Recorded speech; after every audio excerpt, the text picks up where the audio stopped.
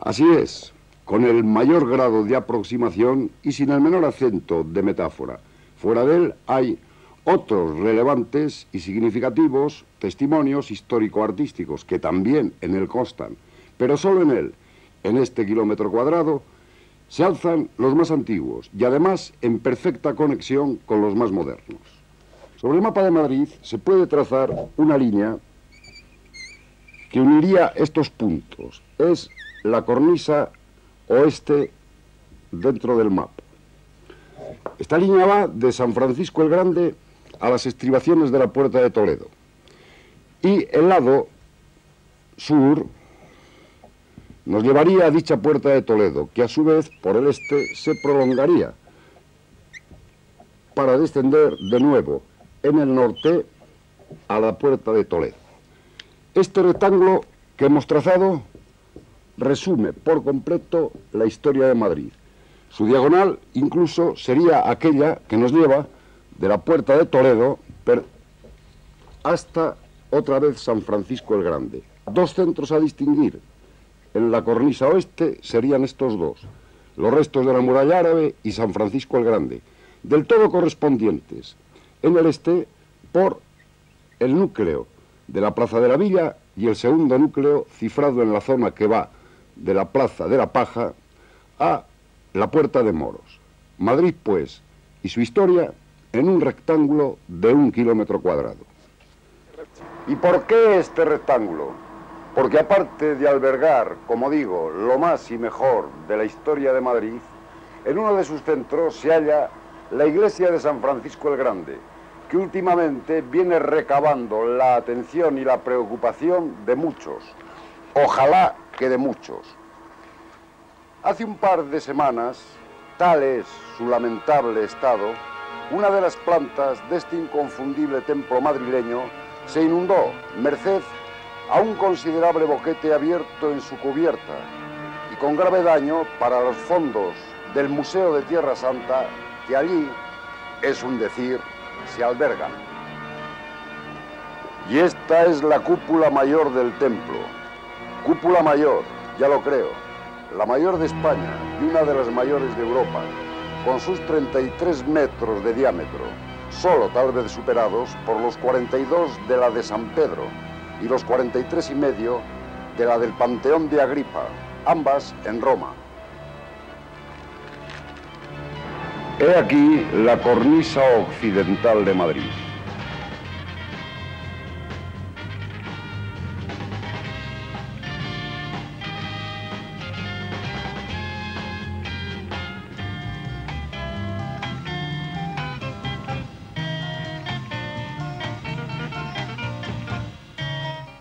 A la izquierda, el Palacio Real, coloso de nuestra arquitectura del XVIII.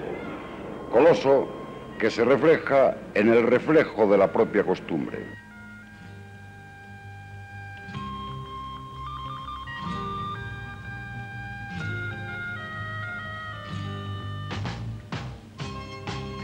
A su derecha, y pasado el viaducto de Segovia, ejemplar construcción del siglo XX, nuevamente la cúpula de San Francisco el Grande del siglo XVIII, que conduce a las cercanías de la Puerta de Toledo. Aquí, en este enclave y a través de este ignominioso acceso, se inicia el rectángulo en que se inscribe la historia de Madrid, los restos de la muralla árabe del siglo IX.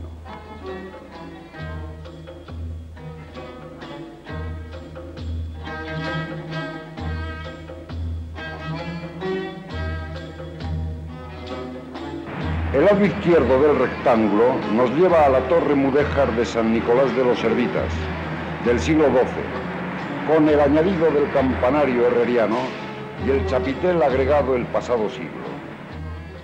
Y a una mano, la Plaza de la Villa, la primera síntesis ya citada o concentración histórico-artística en la suma y sucesión, pared con pared, de estos inmuebles.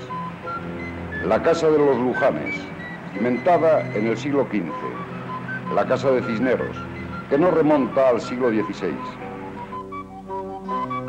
La Casa de la Villa, exponente ejemplar del siglo XVII con su balconada del XVIII, exponente que se repite en la conjunción de la Iglesia del Sacramento y el Palacio de Uceda, hoy Capitanía General, y ambos también del siglo XVII. Al fondo asoma sus torres dieciochescas la iglesia de San Miguel.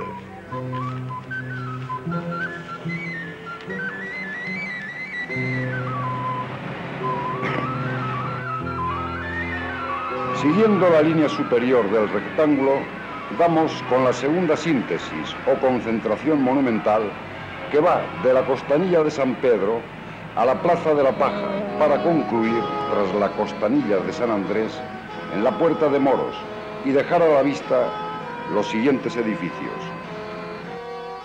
La Torre Mudéjar de San Pedro el Real, del siglo XIV, con la adición posterior del campanario. La Capilla del Obispo, del siglo XVI, aneja a la iglesia de San Andrés. La Capilla de San Isidro, igualmente aneja, del siglo XVII.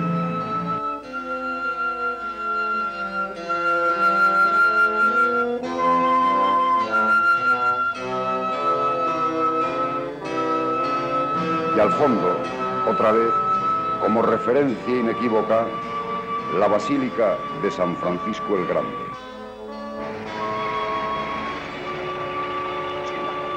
Efectivamente, esto es Madrid. Una cornisa, poco más de 1 kilómetro cuadrado, que de forma inevitable conduce a San Francisco el Grande.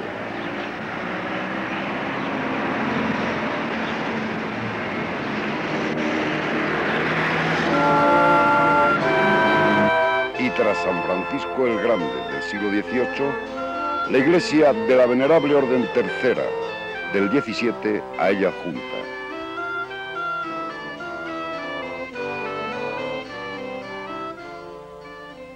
En el punto superior de la diagonal del rectángulo, la Puerta de Toledo del siglo XIX. En uno de sus flancos se nos ofrece, además, un ejemplo de la mejor arquitectura del XX, el mercado de pescado.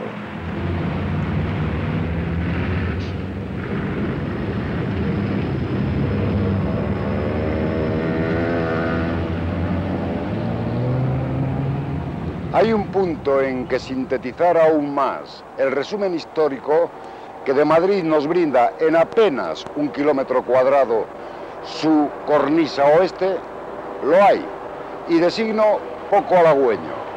Aquí, en los escasos metros cuadrados de este insólito o absurdo recodo, la muralla árabe del siglo IX no parece sino comprimida, asfixiada y a la brava sometida por la mole de este inmueble alzado hace apenas unos años.